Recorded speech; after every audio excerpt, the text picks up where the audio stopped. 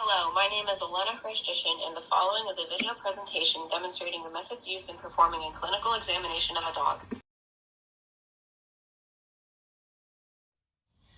First, before examining the animal, one must introduce oneself to the client. The veterinarian should already know the client and patient names and the reason for the visit.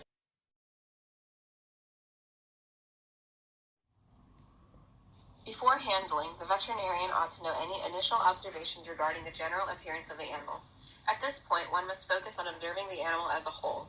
It is important to note any irregularities or abnormalities regarding anatomical symmetry, body condition, and mentation.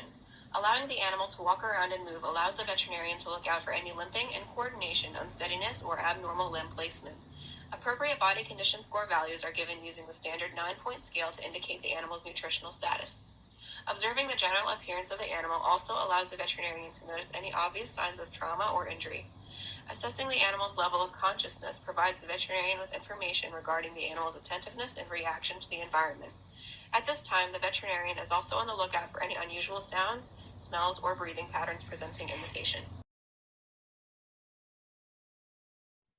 After the distance exam, the veterinarian must determine a logical method for conducting a physical examination of the animal.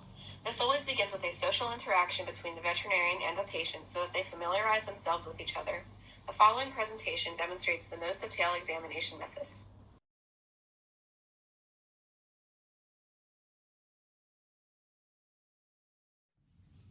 Examination begins with a visual inspection. The veterinarian focuses on facial and head symmetry while also looking out for any obvious lesions or evidence of any discharge. Beginning with the nose, the veterinarian inspects the nasoplanum conformation while also assessing airflow by occluding each nostril and observing whether there are any changes in sound or effort for respiration.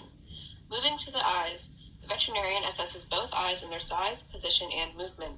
Stabilization of the head allows the veterinarian to properly examine the many parts of the eye and protrude the third eyelid. Any discharge, inflammation, redness, uneven or abnormal pupil size, clouding, or squinting is noted. The oral exam then begins by lifting the lip and assessing the color and moisture of the mucous membranes. A capillary refill time is taken by depressing the mucous membranes. A normal refill time is less than 2 seconds.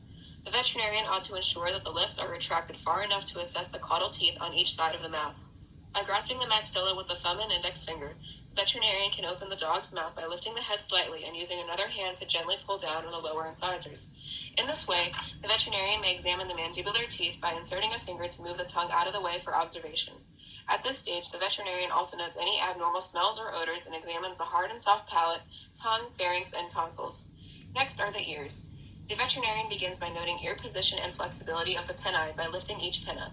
The skin of the ventral pinna is assessed to note any irritation or inflammation. Any unpleasant smell or odor is noted. The veterinarian observes into the ear canal and palpates the cartilage of the ear canal itself to note any evidence of pain or discharge. By holding the muzzle in one hand, the veterinarian may palpate for the mandibular lymph node using the other. Both mandibular lymph nodes are palpated. The normally palpable submandibular salivary glands are palpated, and the not normally palpable larynx and thyroid gland are also palpated to note any abnormalities. The neck is thoroughly palpated along with the trachea to note any coughing or swelling. At this point, the prescapular lymph nodes are also palpated.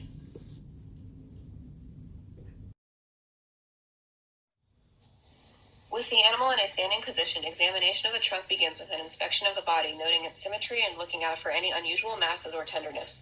Auscultation of the thorax begins with palpation of the mitral area between the 4th and 6th intercostal space to find the apex beat. Here the stethoscope is placed to auscultate the point of maximum intensity, which is the mitral valve. Simultaneously, the veterinarian assesses the femoral pulse using the other hand to confirm a synchronous pulse and heart rate. A standing heart rate is evaluated by auscultating the beat count for 15 seconds and multiplying by 4.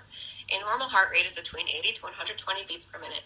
Any abnormal heart sounds, such as arrhythmia, murmurs, or muffling, are noted. Auscultation of the heart is assessed on the left and right sides in multiple areas so that any abnormalities do not go undetected. Normal lung sounds are assessed by auscultating the lung field in 4 quadrants. These quadrants include the cranial, dorsal, and ventral areas and the caudal, dorsal, and ventral areas. Auscultation for at least 1 respiration is necessary in each quadrant, and the process is completed on both left and right sides of the body. Respiratory rate, depth, effort, and character are noted. Any abnormal respiratory sounds, such as wheezing or crackling, are also noted. Normal respiratory rate is between 15 to 30 breaths per minute.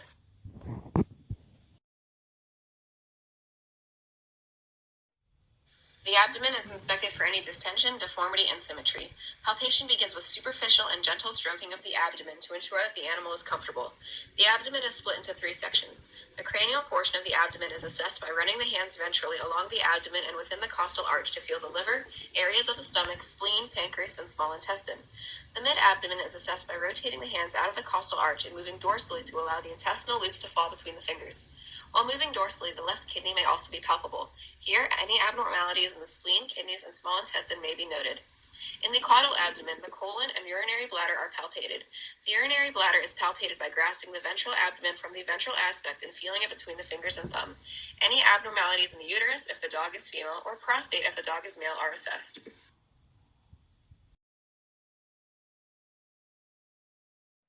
By lifting the tail, the veterinarian examines the perianal region, assessing the surrounding hair, anal tone, anal reflex, testes if the dog is male, and vulva if the dog is female. Any hair mats, hernias, feces, masses, or evidence of discharge is noted.